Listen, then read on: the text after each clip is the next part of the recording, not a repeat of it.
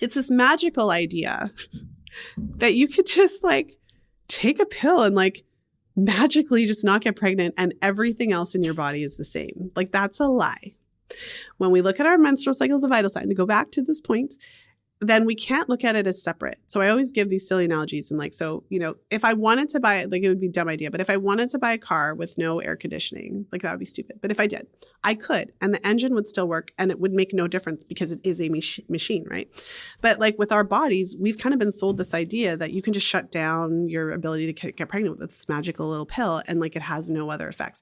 But if you just look at the side effect profile, then you have to ask yourself, like, if it really didn't have anything to do with it, why would the primary effect be depression and the libido? Like obviously it has all this and like when you get into the weeds with some of the other effects, like the increased risk of gallstones and like there's associations and correlations with immune disorders and even a higher risk of like IBS if you're susceptible to like like it's just unreal.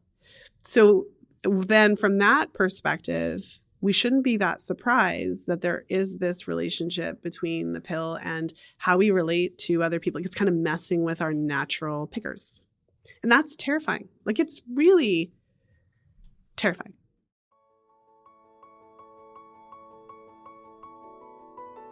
Getting pregnant and giving birth are two of the most exciting things you can ever hope to experience in this life. The moment you think you could be pregnant, you're frantically searching for all the best information, which is why you're here today. I'm Stephanie King, and with my many years of experience as a professional childbirth educator, doula, and lover of all things pregnancy, birth, and postpartum, I'm here to make preparing for your birth enjoyable, empowering, and totally easy. Each week, I'll cover different topics, interview professionals, and get into the nitty-gritty birth stories from mamas just like you. And when you're ready for more, you can join me in the My Essential Birth course at myessentialbirth.com, where I take you step by step through exactly how to prepare your mind, body, spirit, and partner for a birth you love. So let's get started.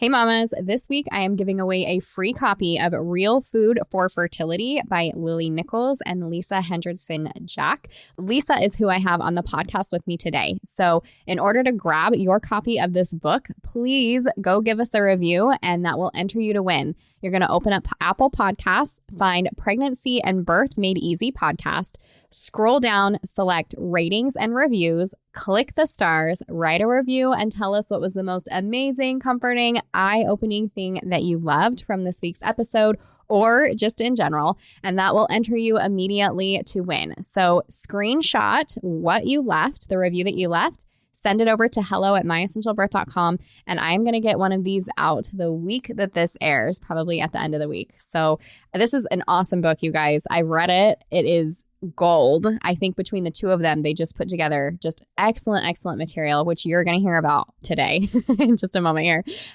So go enter, go help us grow this podcast and enjoy the episode. Welcome back to the podcast this week, you guys. Today's reviewer of the week is eReese307, and she says, game changer for a first birth.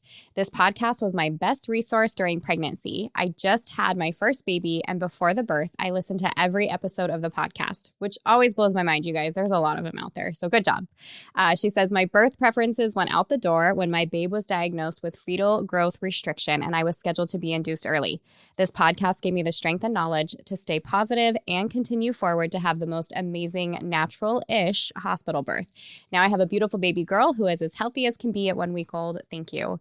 Thank you for your review. And you guys, if you haven't left one yet, go ahead and do that now. But let's get started with today's episode. So today I have with me Lisa Hendrickson-Jack, who is a certified fertility awareness educator and holistic reproductive health practitioner who trains women's health practitioners to use their menstrual cycle as a vital sign in their practices. She is the founder of the Fertility Awareness Mastery Mentorship Program. She's the author of 3 best-selling books, The Fifth Vital Sign, the Fertility Awareness Mastery Charting Workbook, and her most recent book, Real Food for Fertility, which she co-authored with Lily Nichols, RDN. Lisa works tirelessly to debunk the myth that regular ovulation is only important when you want children by recognizing the menstrual cycle as a vital sign. And drawing heavily from the current scientific literature, Lisa presents an evidence-based approach to help women connect to their fifth vital sign by uncovering the connection between the menstrual cycle, fertility, and overall health. With well over 4 million downloads, her podcast, Fertility Friday, is the #1 source for information about fertility awareness and menstrual cycle health. So with me today is Lisa. So Lisa, thank you so much for being here. Do you want to take a moment and maybe talk about your family or anything that I skipped there, but just go ahead and say hello and introduce yourself. Well, first of all, thank you so much for having me.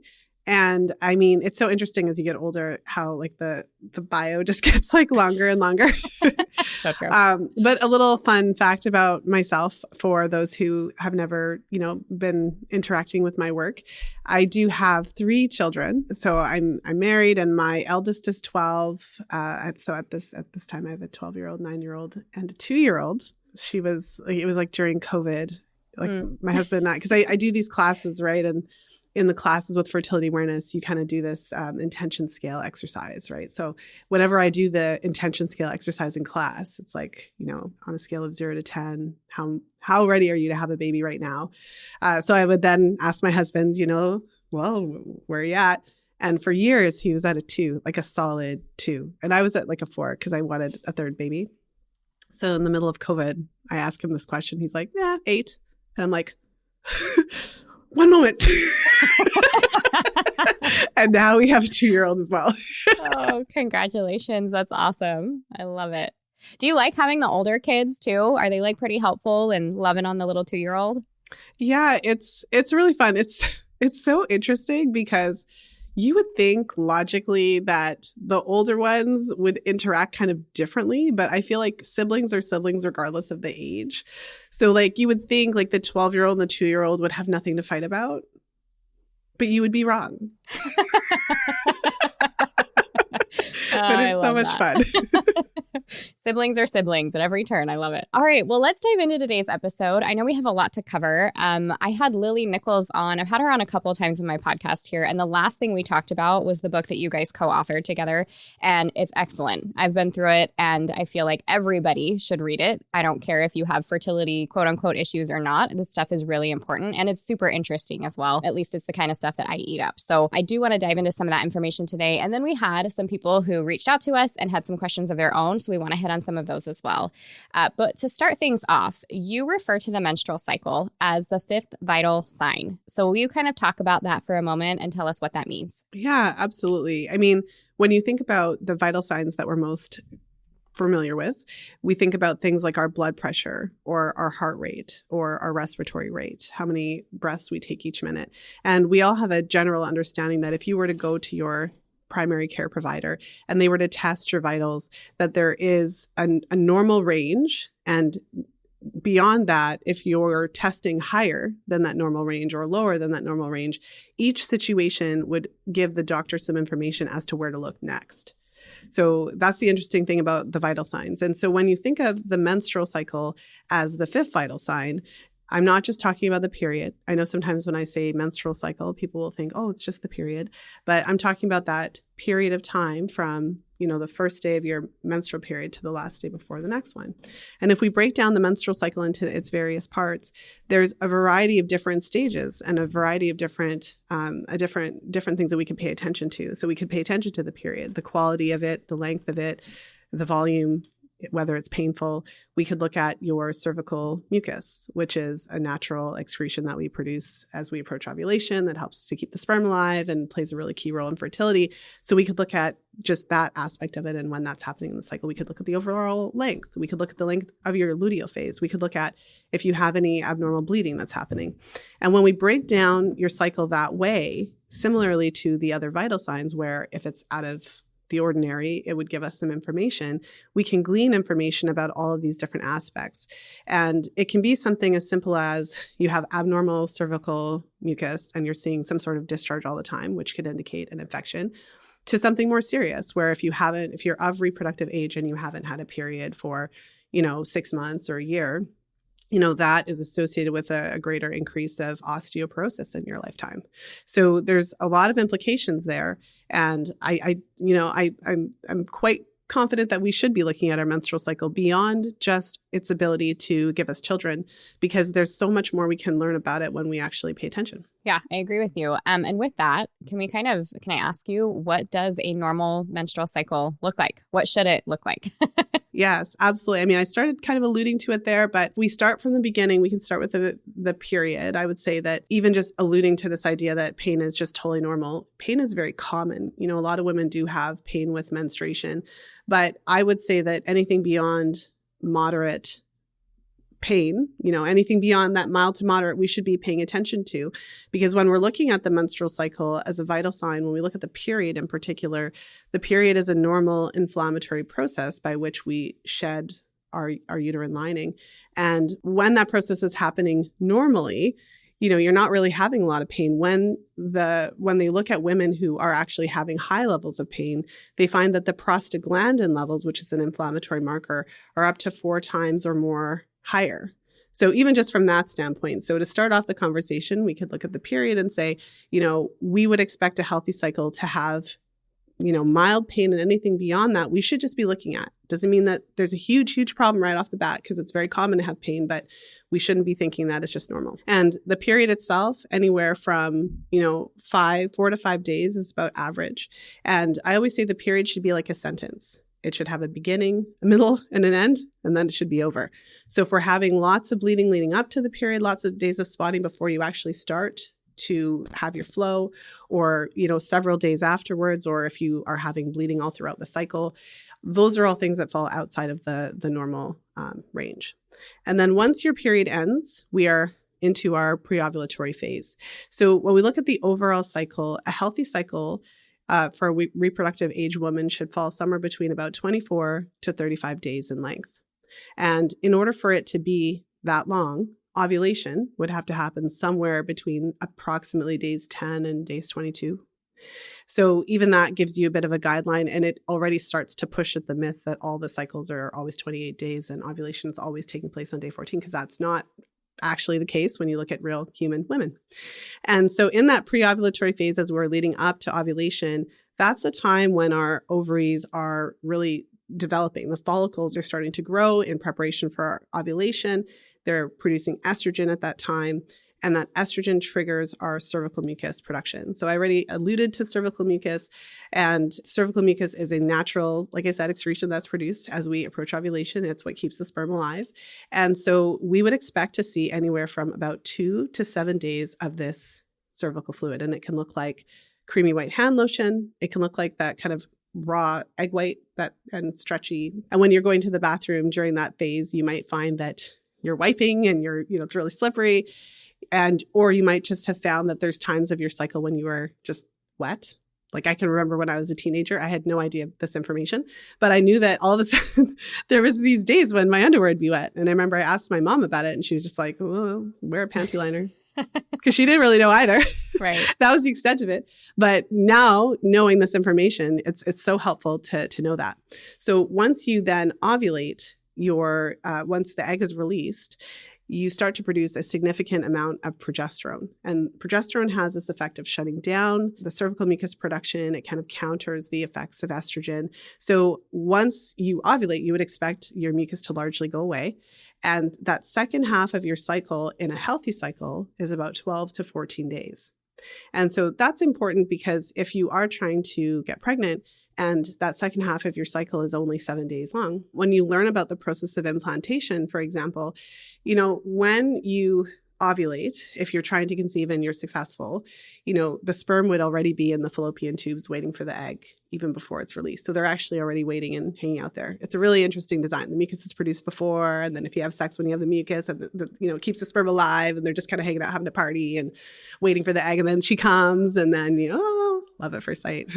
I know, it's super cheesy. But then once the implantation happens in the tube, it takes about a week or so for the fertilized egg to kind of make its way into the endometrial lining, and then the process of implantation takes about another week.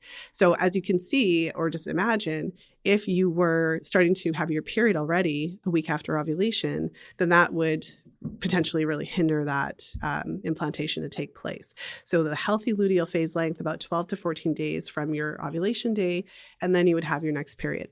Now, what's interesting about all the things I just said is that for women who haven't necessarily encountered fertility awareness or this concept of body literacy, that might be the first time they've ever heard someone break it down in such depth, beyond just like, oh, it should be 28 days or whatever. And when we get into it, when we get into the weeds, as of course, it's my whole career, getting into the weeds about this stuff, we really start to see why, oh my goodness, like when we say the menstrual cycle is like a vital sign, like we can really get into that and learn from it. Because when we start to understand that your cycles are a reflection of what's happening health-wise, there is a such thing as normal. We have all of these parameters, not just one, all of these parameters within that to look at. Then we can really start to appreciate that, if the cycle's out of alignment, it's not just randomly happening for no reason. And we can start to kind of dig deeper to find out why that's happening and what we can do about it. Yeah. So can I ask, is that what your course kind of goes into? Yeah, so I've been doing this work for quite a while. So when I first started, I was teaching women to chart their cycles on an individual, and group basis. So, after many, many years of doing that, what started to happen is women's health professionals are reaching out to me. I want to do this too with my clients. I want to help them in the same ways, because in the work that I'm doing, it goes beyond, like we, of course, teach charting as a foundation, but that's kind of the beginning of the story. Because once you can track your cycle in a really specialized way, then you can start to identify different things that are going awry. And when you're working with women and they're coming to you for charting, what happens is they're really coming to you because they have cycle issues that they want to understand. So, as a new fertility awareness educator, when I started working in the field, you just think, oh, they're just going to want to learn to chart their cycles. They're just going to want to use this for birth control. But you find that they're really wanting to find out what's going on with their cycles. So after many years of doing that and working with women to not only identify what was going on, but also develop, different protocols and strategies to support the menstrual cycle, to restore it to a more optional functioning, to keep it into that optimal range. That is really what we teach our practitioners in our mentorship program. So it's a really interesting and unique program because the word mentorship is there for a reason. And I actually, before our call today, I was interviewing a couple of our practitioners for my podcast. And one of them was saying, she's like, I didn't actually expect that I would be charting my own cycles and I would be going through this process that I'm taking my clients through. But that's a huge part of the program because ultimately, if you enter this field with kind of like this idea that I just know it all and I'm just going to tell everybody what to do, then it's going to be a lot harder for you to relate to your clients. When you're looking at making changes, dietary changes, making lifestyle changes, really looking at the connection between those things in your cycle, it's really helpful to have that kind of lived experience of having done that yourself and knowing how difficult it is, knowing how challenging it can be to really help you to relate better to your clients. Yeah, I think you said a lot of really important things that, just compacted a ton of like things that we could just expand on in all directions.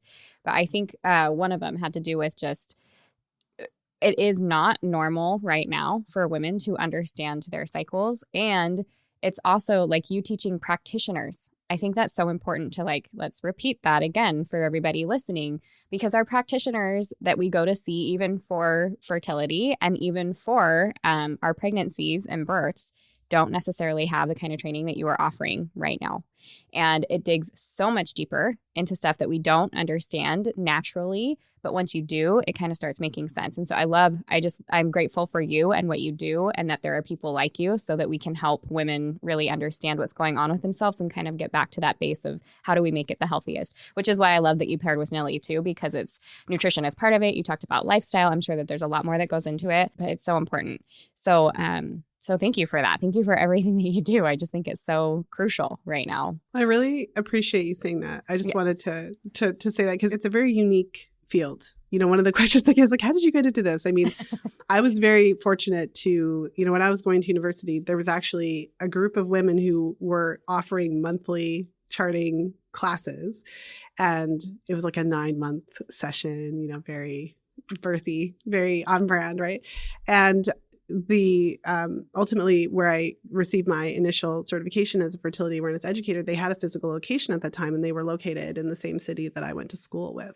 So I was really fortunate to be mentored by women who had already a lot of years of experience, many years of doing this. And from very early on, that really cemented this idea that the menstrual cycle is a vital sign, because you were able to see, you come and maybe you're having some issues with your cycle. Maybe you're having some spotting before your period, or maybe you're having a short luteal phase like we talked about, or something like that. And then you learn that, if you improve your nutrition, if you look at some of those lifestyle factors, that it can improve. And then you actually see it change in real time. It has a really profound effect. And so to your point, a lot of this feels like something that should be intuitive. So when we learn about it, it feels like we should already know the information. But from that professional standpoint of, working on a professional level with clients, there is a lot more to it, because a lot more nuance. Because what happens is that you think, oh, I know how to chart my cycles, this is easy. But then you start working with people and you just see stuff that you just didn't even, like the things that you see in real women's cycles are just, they're not like what you have, because there's just such a wide variety of different experiences that women have with this. Well, and I think that's important too. Something that you said, a normal cycle can be anywhere between 24 and I think you said 35 days. Is that correct? And I think that's important because even, when I'm talking to women about birth and pregnancy and stuff, it's like a normal time, like they always say 40 weeks, that's your due date. And it's based off of this 28-day cycle. And not all women ovulate the same, and not all women have the same amount of cycle days. And so this is, I definitely have talked to people about, make sure if you can to understand at least when you ovulate, because then you can at least come to your provider when we're talking about due dates and stuff with that information.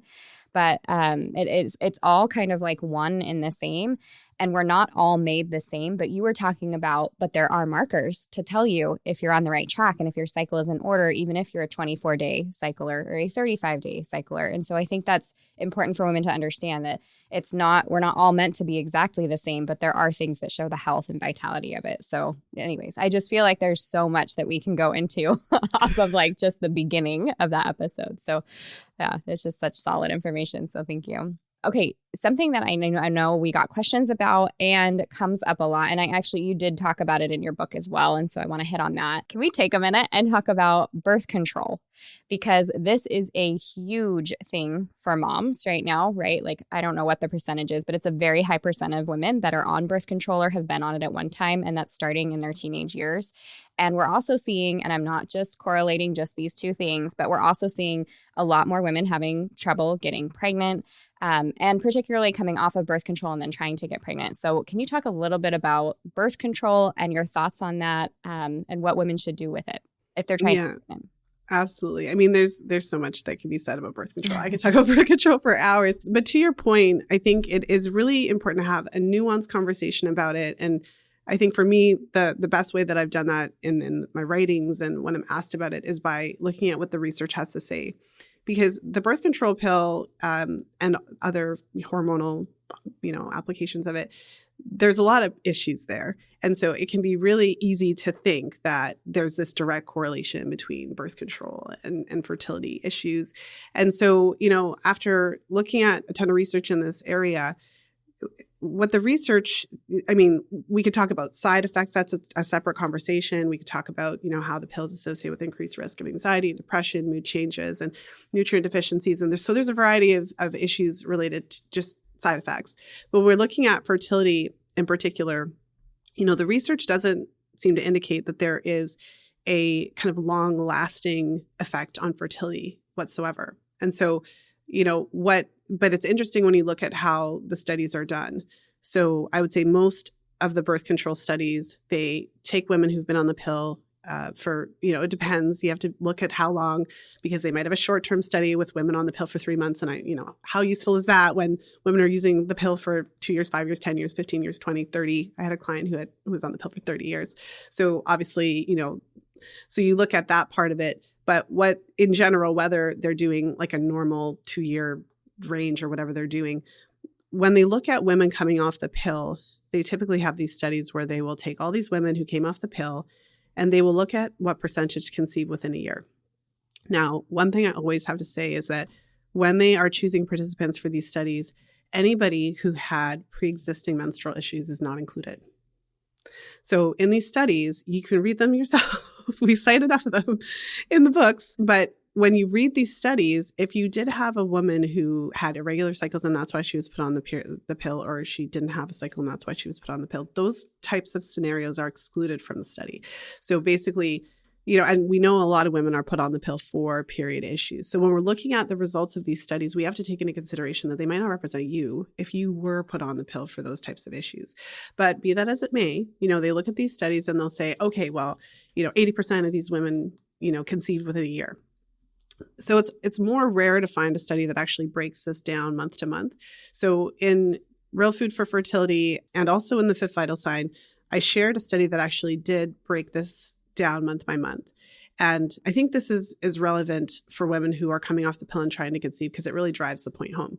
If you look at the study that says 80% of women conceive, that makes it seem like it doesn't matter. There's no difference. But again, the first point that I made was that they're not taking into consideration women who had any kind of issue prior.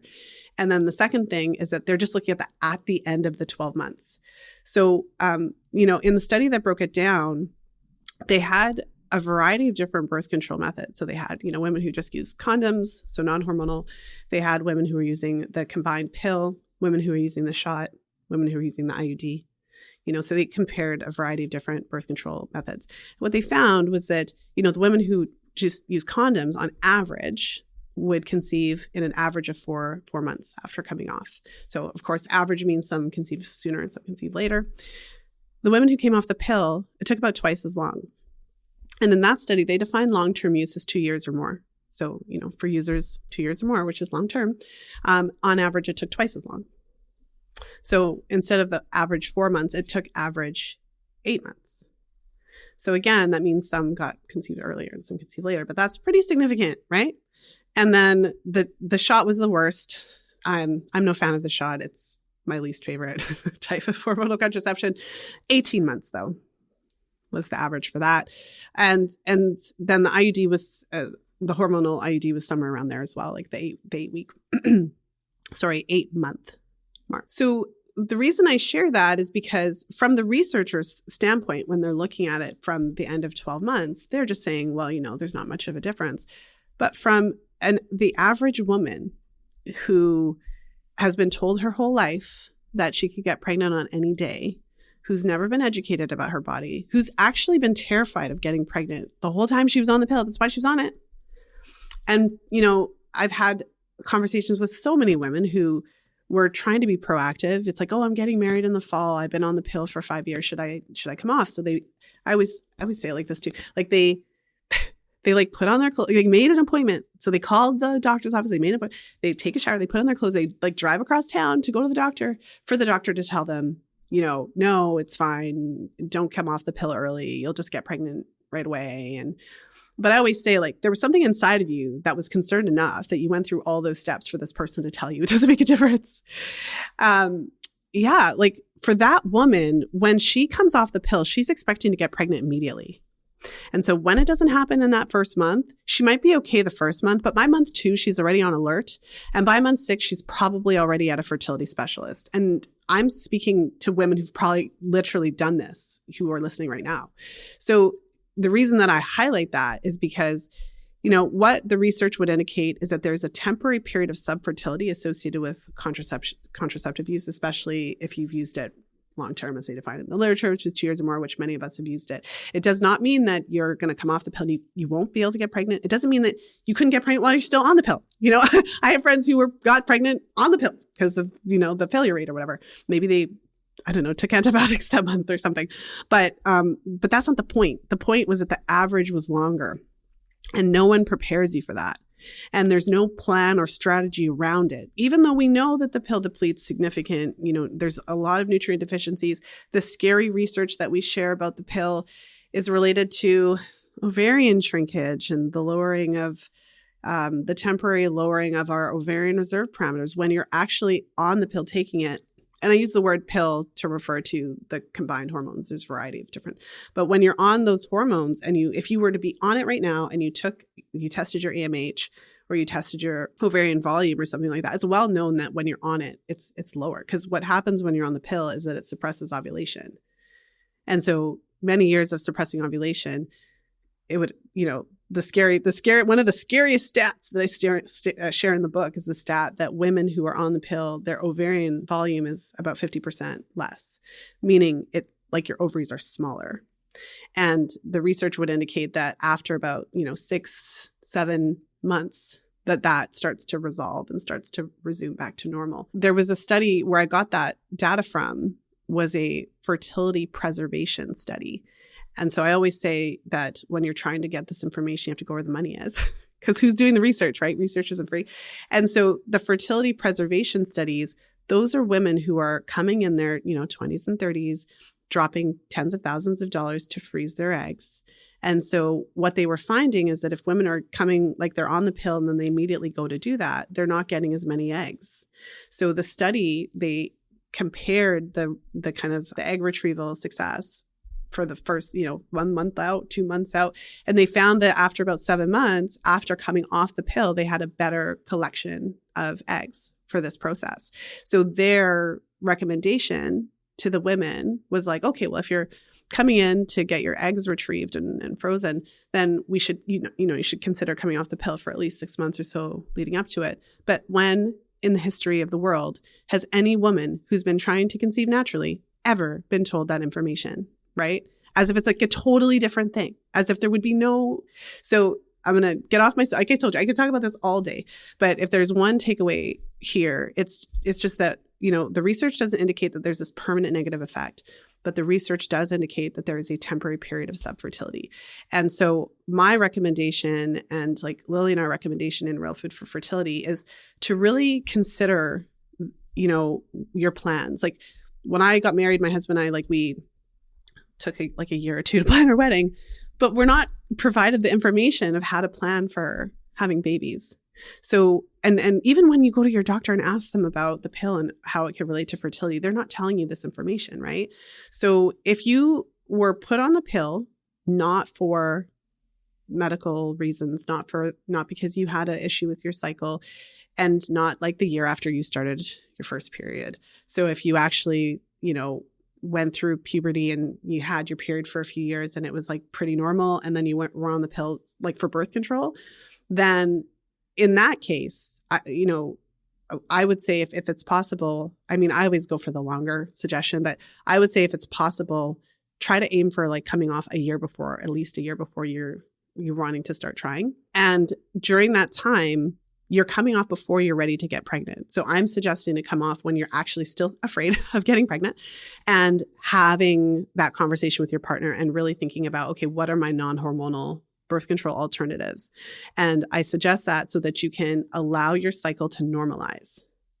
Now, if you're not in that category, if you did go on the pill because you had irregular cycles, or because you didn't know when your next period was coming, or because you weren't getting a period at all, then you're in a different risk category. And I would say at least 18 months to 2 years, if possible. Now, it's always hard having these conversations because, not everybody has that amount of time. But someone needs to tell you the other side of that story, because I think as you get older, most of us can think of someone who did get off the pill and got pregnant right away. But we can also think about someone who came off the pill and it took them a while. And you just don't know which one you're going to be. It's like buying insurance. Like I don't expect to get into a car accident, but I have insurance. So you don't expect that it's going to take you a long time to conceive, but you probably should come off the pill sooner than you think. Yeah. I think you said so much. I think it is a disservice to women that we don't tell them these things. And like you had said, going to your provider and, here we are teaching women, ask the benefits, ask the risks. And you can ask it and you're not going to get the information that you just provided. So I think that's why this conversation is so important, because I don't even know if those providers know those risks, because they certainly don't tell you about them. The most I've heard is like blood clots, be careful, don't smoke, right? So and when that's all the information you're getting, and then you go to get pregnant with all your wildest dreams and your honey, it's like, oh, well, that it can be a crushing blow. It's really hard. And like you said, you end up in these fertility places. And then frustrating to hear that the fertility clinics figured it out. They're able to see these things, but again, it's not making its way back to the other direction. So, and then too, I think just any time that we mess with Mother Nature, and our bodies are incredible. To hear that like 6 or 7 months later, it starts functioning properly again after we've beat it up for 10 years or whatever the case, I think that's pretty incredible. But we have to understand that anytime we get in the way of Mother Nature and trying to do our own things, whether it's science or our own experiments, that there are effects to that. And so I think you talking about this is really important. Okay, you did mention, so you mentioned the word fertility awareness. Can I have you define that real quick? Because we've talked about all kinds of things, but I'm just curious, like what you have that mean. I feel like there's a general way to talk about fertility awareness and then like a more specific like fertility awareness method part of the conversation. So I would say in a general sense, fertility awareness just alludes to you having an understanding of your cycle. And when I say understanding of your cycle, I would mean that you know how to identify your fertile days. You know how to identify when you're ovulating. And with that knowledge, you can even learn how to predict when your period is coming. So I know, as a teenager, that's one of the biggest issues. That's why some women go on the pill, because they just don't want to be surprised by the bleeding, right? Because it can be just so, when I was younger, I used to read the YM magazine. I don't know what's popular now, but like they always had, I forget what it was called, but there was like the one section of like the funny things or the embarrassing things that would happen, but it was all periods. Everything was like, oh, I didn't have a tampon and no. So this is like a big thing, but fertility awareness at the most basic level is understanding those aspects of your body. And unfortunately, this is not like standard what we're taught in school, because we're just taught nothing. We're just taught, I was taught, oh, you can get pregnant every day. And I was a child in the 90s. So I was also taught that if you have sex, you'll get AIDS and die. That was it. Right. That's the whole class. Thank you for coming. Yeah. So fertility awareness takes it deeper. And then if you, even just in the general sense of like, oh, I can tell when I'm ovulating and I know what that mucus discharge means. Like, oh my goodness, I don't think I have a yeast infection every month, which is a thing. There are women who don't know about their mucus and they go to the doctor, and sometimes the doctor doesn't do a swab, and then the woman ends up on antibiotics because she's literally just having her mucus. That is just a perfectly normal and healthy part of being a woman. So there's that. And then if we take it to the deeper level, that's when you can choose what you're going to do with that information. So, I don't think that every single woman has to use fertility awareness as their primary birth control method, because we couldn't even, if we all got together, all of us who are we doing the episode and everyone's listening, we couldn't even choose a place for dinner. So we're not all going to complain. We're all going to agree on one birth control that's best for everyone, right? But my whole thing is that, with fertility awareness, when you learn about your cycle, you learn that there is only a small window of time when pregnancy is scientifically, biologically possible. So it can be a bit of a mind warp, because we've all been told that you can just get pregnant all the time and you just live in this state of terror. But then when you actually learn how your body works and you learn science about it, then you learn that there's a window. And so that information is really interesting, because then you could actually use it as a birth control. There's evidence on it. There's plenty of research. And when you're using the symptothermal method, and so in our, FAM program, we teach the symptothermal method, and that means that we're tracking that mucus that we talked about. We're tracking temperature. You can track the changes in your cervical position as an optional sign.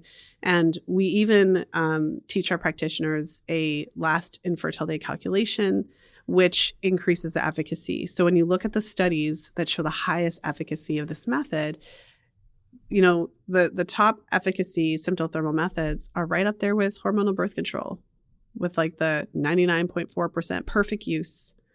And then typical use is obviously a bit lower than that when you have someone who actually knows what they're doing and took the time to learn it and that kind of thing. And for many women, now, like I said, this isn't for everybody, I get it.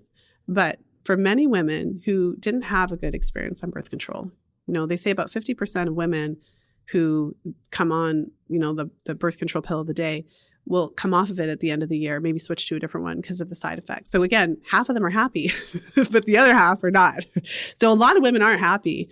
And I've just spoken to so many women over the years. There's just some women it just doesn't agree with. There's some women who they took this kind and they didn't, they had the mood swings, or they felt depressed, or they lost their sex drive or whatever. And then they went on a next one. And then they didn't like that one either. Went on a next one. Then they tried the IUD. Then they tried the implant. And then they went on the pill again. And they got to the point where they felt crazy because they didn't feel good on this thing. They tried them all. They're still not feeling good. And they feel like there's no option. And so the thing about fertility awareness in this capacity is, I think that it would be, of course, I think that because this is what I do for a living, but I think it would be a better world if every woman knew about fertility awareness just as a concept. Just they understood how their body worked. They understand they weren't fertile every day. They understood what their cervical mucus meant. They understood how to confirm ovulation. They understood the normal parameters of the cycle that we went through. I think the world would just be better if we all knew that. And then you would know that you have the option of a non-hormonal method that's effective if you wanted it, if you needed it. So I love that too, because you're talking about using it. So we use it to conceive, but we can also use it to keep from conceiving, understanding our cycle. And I got all in the birth control track because we're talking about the pill. But absolutely, when you're wanting to get pregnant, then really it's amazing because then you know. And this is something. So I'll just touch on that a little bit. So thank you for pointing out, because of course I'm in I'm in my pill once you get me started, right? But one of the great, because I'm the kind of, if you want to call it a feminist, but I'm the kind of feminist that believes that we should be able to have babies when we want to, as well as delay that until we are ready. So I think that the true meaning of this kind of freedom of being a woman isn't just to avoid, but to be able to choose to have babies when we want and to be able to prepare our bodies. This was when Lily and I got together to write Real Food for Fertility. I mean, that's the vision, to equip men and women to be able to prepare their bodies so that when they're ready to get pregnant, in an ideal world, you'd have this time to prepare. And then when you're ready, you would actually conceive easily. That's the goal, right? So when you understand how your body works, many women discover fertility awareness because they thought that they could get pregnant every day of the cycle. So they just have lots of sex and that pregnancy doesn't happen. And so then they're kind of like, wait a minute, this is not what they taught me in school. I should have been pregnant like last week when he looked at me, right? But I'm not. And so that's when a lot of women find, oh, wait, there's actually like fertile days, the ovulation, what? And then they kind of start into this knowledge of like, wow, there's timing. So we can take that a lot deeper. It is essential to know the correct timing because timing is not the only factor. But without correct timing, you have nothing. Because as I already mentioned, you can use this as a birth control method. So if you never hit your window, you are inadvertently using the method for birth control. You didn't know it. But when you go a little bit deeper and you discover that the menstrual cycle is a vital sign and it's reflecting your overall health, then you can start to see like, oh my goodness, I'm not conceiving, but I'm also noticing this issue with my cycle or that issue with my cycle that I didn't know before. Maybe I should be looking at improving that. Or on the flip side, you dig into your cycle and you're like, wait a minute, my cycle is great. And then you look at your partner because he's 50% of the equation.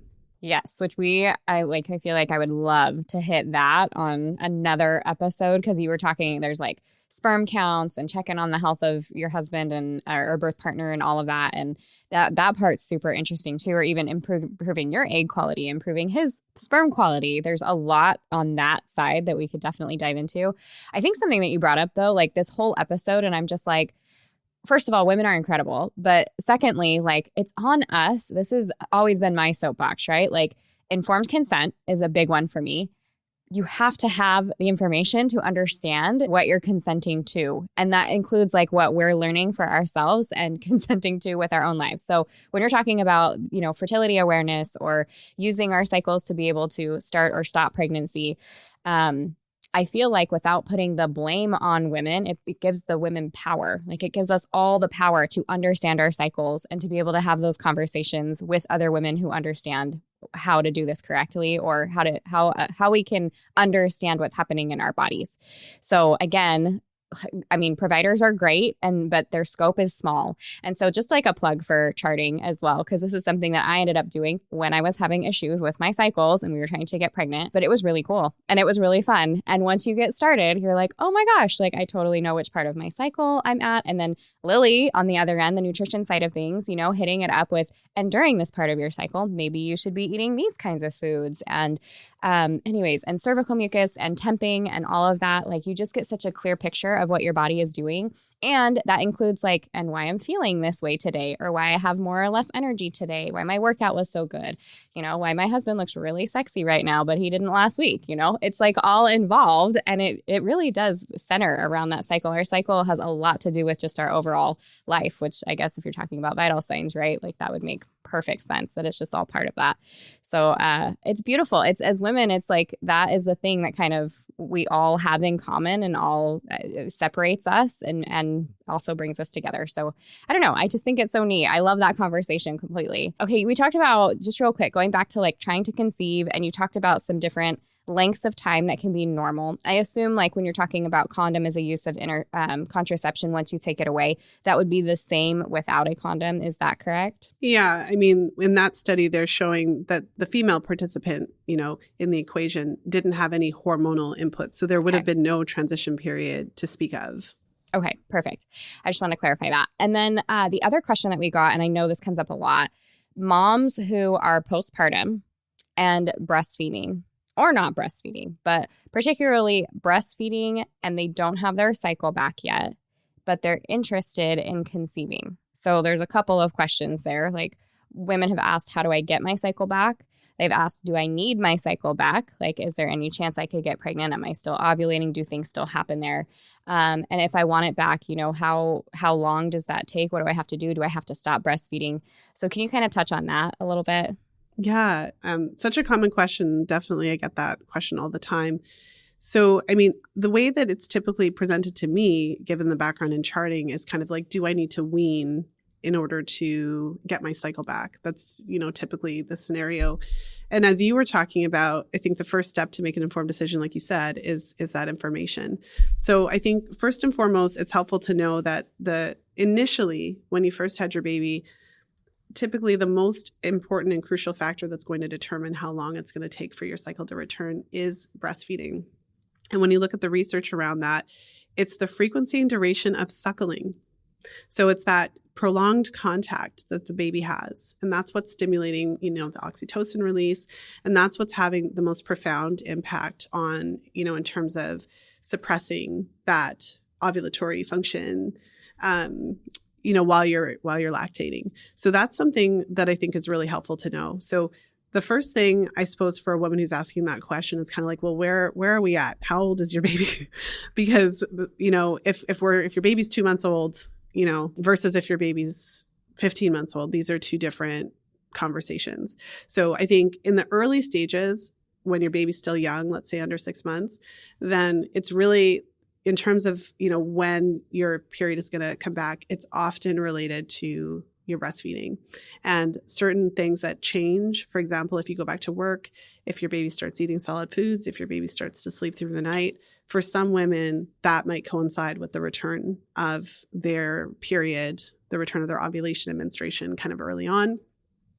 And as you had alluded to as well, I do think there are just within women differences, and then there's kind of the absolutes, like we kind of talked about. So some women do tend to get their periods back sooner, regardless of if they're breastfeeding, and some women do tend to get their periods back later. I would love to see some research to explain that, similar to how I'd love to see research to explain the different gestational periods, because I think some women naturally have longer versus shorter. So that's a little bit of background information. As a general guideline, I would say that when you are breastfeeding, if your period has not returned, and we're in like the 15-month mark, 15 to 18 months, even if you're breastfeeding significantly at that stage, by the time your baby is 12 to 15 months old, or 15 months to 18 months, they're eating a lot more solid foods now. And even if they're drinking a lot of milk, it's not necessarily representing a big part of their nutritional value.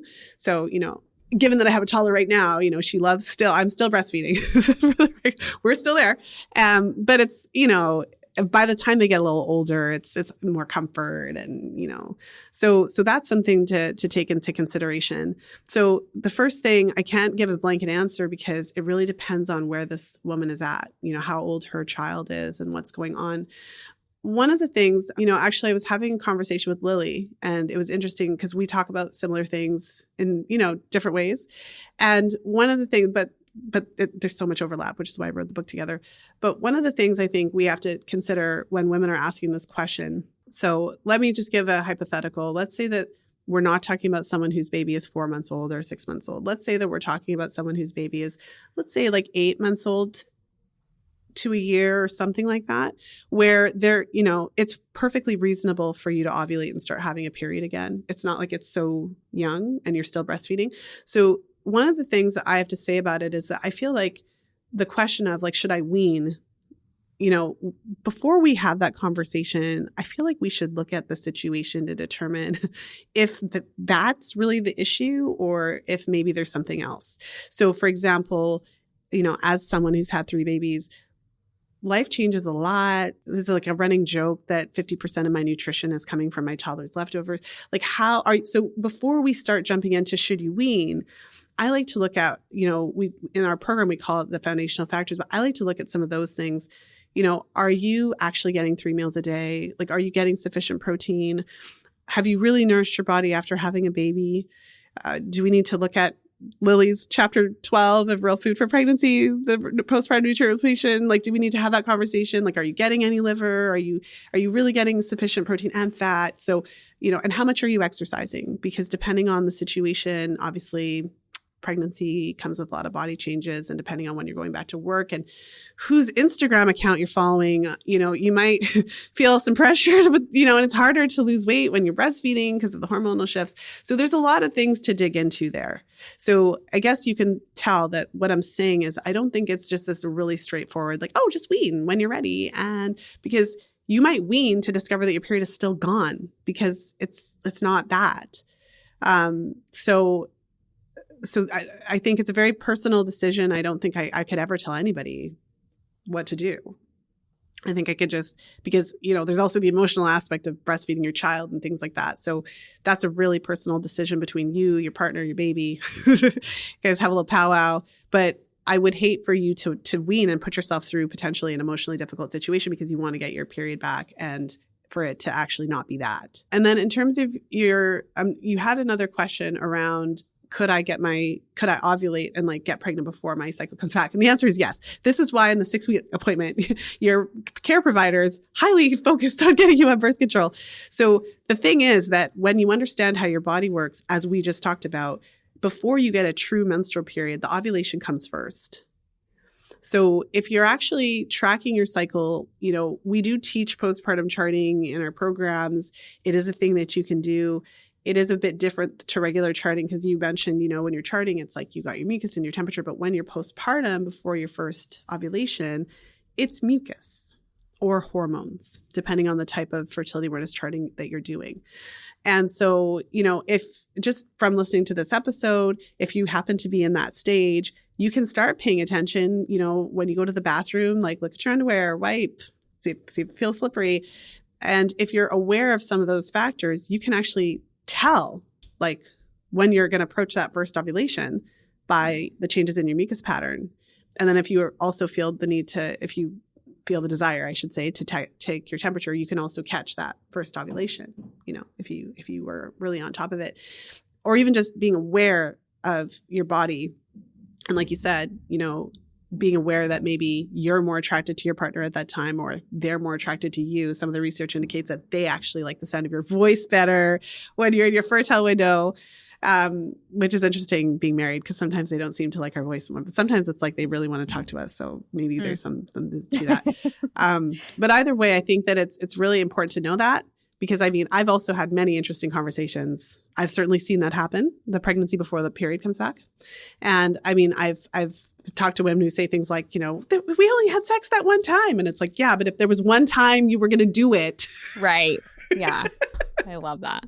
Oh, that's so funny. Okay. Like side note here, and I don't even know if we need to necessarily include this in the episode, but have you seen where it was a study with men and women who were on birth control when they were dating versus not, and the issues that they had because of suppressing some of that stuff, that like him being attracted to her and her being attracted to him when they weren't necessarily. It was so interesting because it takes down it messes with the hormones and things, or it changes them. And anyway, so the things that like make us attracted to certain people when we're on and off thing, even the smell, like even our smell, how we smell when we have a regular set of hormones versus suppressing some of them. It was super interesting. I feel like I will look for that, and I'll see for those who are listening, if we keep this in the episode, I will link that below just because it's so interesting. But I mean, it makes total sense to me. I feel like I want to pay attention to that a little bit more now as you're talking. I'm like, because there are certainly times where my husband is like all over me. And sometimes I recognize that like, oh, that's interesting because I'm totally ovulating. But now I'm like really going to keep track of it. Yeah. Well, I don't know if I've seen the specific study that you've seen, but I've looked at a lot of studies. I had a section in the Fifth Vital Sign that went kind of into this stuff, and it is really, really fascinating. So, and they test it in different ways. And it's a whole, like for people who, because what happens sometimes, I feel like a little less now because this is more well known, but when I was bringing this stuff up many years ago, I would get a little like hate mail. I'd be like, how could you say that? Like, right? Like, how could you suggest that a woman would not like the smell of their boyfriend when they come? But it's like, don't shoot in the messenger. Like, I'm just reading the study. So they do different studies where they do like the T-shirt studies. Yes. So they have like men wear these T-shirts for like a couple days. And then they have like women on the pill versus off the pill, like smell the T-shirts and determine which they like better. So one of the controversial findings, I suppose you could say, is that women who are on the pill, they seem to pick partners whose genetic makeup is more similar to theirs. Yes. Compared to when totally they're when they're off the pill. So when you're in the wild naturally, it's like you're going to choose a partner, and when they measure like the degree of genetic similarity, like you're choosing a partner who's more genetically diverse. And so this is like that evolutionary biology. It's like just so that you kind of understand why they're looking at this question. And so they're theorizing that in order for you to have, and this is super controversial, so don't shoot me, for you to have like the healthiest kids, like they're suggesting that the genetic diversity lends itself to like stronger offspring and stuff. Like, so it's super, like, this is why it's like, you can tell I'm like doing all that, like, don't, but it's like, this is what they're saying. And they're saying that sometimes there have been, like I included this woman told me this on my podcast, that she was on the pill and she started dating this guy, and then she came off the pill, and then he had this smell she never smell before, and then she broke up with him. So, all I know is that when you look at the research, the pill so it's this magical idea that you could just like take a pill and like magically just not get pregnant and everything else in your body is the same. Like, that's a lie. When we look at our menstrual cycle as a vital sign, to go back to this point, then we can't look at it as separate. So I always give these silly analogies. And like, so, if I wanted to buy, like, it would be a dumb idea, but if I wanted to buy a car with no air conditioning, like, that would be stupid. But if I did, I could, and the engine would still work, and it would make no difference because it is a machine, right? But like with our bodies, we've kind of been sold this idea that you can just shut down your ability to get pregnant with this magical little pill, and like it has no other effects. But if you just look at the side effect profile, then you have to ask yourself, like, if it really didn't have anything to do with it, why would the primary effect be depression and the libido? Like, obviously it has all this, and like when you get into the weeds with some of the other effects, like the increased risk of gallstones, and like there's associations and correlations with immune disorders, and even a higher risk of like IBS if you're susceptible to like Crohn. Like, it's just unreal. So then from that perspective, we shouldn't be that surprised that there is this relationship between the pill and how we relate to other people. Like, it's kind of messing with our natural pickers. And that's terrifying. Like, it's really terrifying. Well, and it makes me want to jump down another rabbit hole of like the fact that it's in our water, and then we can go even farther. And the antidepressants and the whatever else is in there. Wait a second. Yeah, that's a whole rabbit hole. Yeah. Yes. Oh, that's funny. Okay, I won't go there. We'll end it there. But thank you. Where can people connect with you, find you, get in touch with you, learn about your program, all of that stuff? Will you tell us all the socials, your website, all of that stuff before we jump off? Yes, absolutely. And I got to say, thank you. This was a really fun conversation. I love the rabbit holes. It was a lot of fun. Yes. Well, yeah. So you can find me. You mentioned my podcast at the beginning of the show. So I've been podcasting for 10 years now, which is wild. So if you found this really interesting, we have over 500 episodes for you to dig into. Fertility Friday. Interestingly, I think there's another fertility. I think someone else took like the name, but I'm Fertility Friday Radio, and you'll see some pink because I'm I'm a little, I don't know why, but I'm a little obsessed. So you'll see a little bit of pink and you'll know it's my podcast, Fertility Friday. The books, Real Food for Fertility, it was so much work, but Lily and I are really thrilled with the final product. And it's almost a year, it's 2 weeks actually until it's been a year from our initial release date. And we've been just really astounded by the testimonials, the stories. A lot of women have improved their cycles and improved their fertility. And there's a lot of babies now, Fertility Friday or Real Food for Fertility babies. So we're really excited about that. realfoodforfertility.com. You can get the first chapter for free. My first book, The Fifth Vital Sign, goes, way into the fertility awareness aspect. The Real Food for Fertility really does cover a lot of what we talked about today. And it's really geared towards the conception conversation. So we talk about the specific strategies for how to plan ahead, as we were talking about, and also how to optimize your chances of conception with timing and taking into account your partner's sperm qualities and parameters. So it's a really, really good and very, very thorough and deep conversation. There is no other resource like it. So my website, fertilityfriday.com. And as you mentioned, I have a training program for practitioners where really this is a passion project where I envision a world where our practitioners are serving our women better so that we don't have to depend on that kind of late night desperate Googling to find out why we're feeling depressed on the pill or to really figure out how to stop that irregular bleeding that you're having. So for more information, you can find that on my website, fertilityfriday.com. Awesome. For the practitioners that do go through you and have this knowledge now, do you have a database for women that are looking for those kinds of practitioners as well? I do. On the website, we have, if you look, we have a practitioner directory. So we've had practitioners from all over the world, which is super fun. A lot of our practitioners are in the States, some in Canada. We've had some in the UK. So we are steadily growing our practitioner list. Yeah, that's awesome.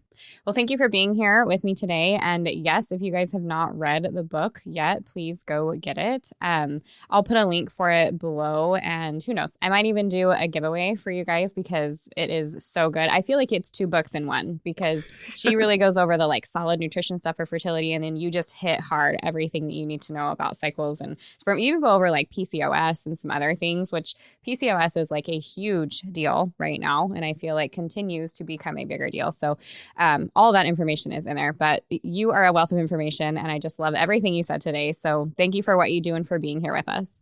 Thank you so much for having me. If you loved what you heard today, the very best way to support this podcast and help other moms to find it is to leave a quick review. I read one at the beginning of the episodes and I would love for yours to be next. And if you're ready for even more pregnancy, birth, and postpartum goodness, come join me in the My Essential Birth course at myessentialbirth.com, where I will hold your hand and walk you through pregnancy and birth step by step so you're totally prepared for a birth you'll love. See you next week.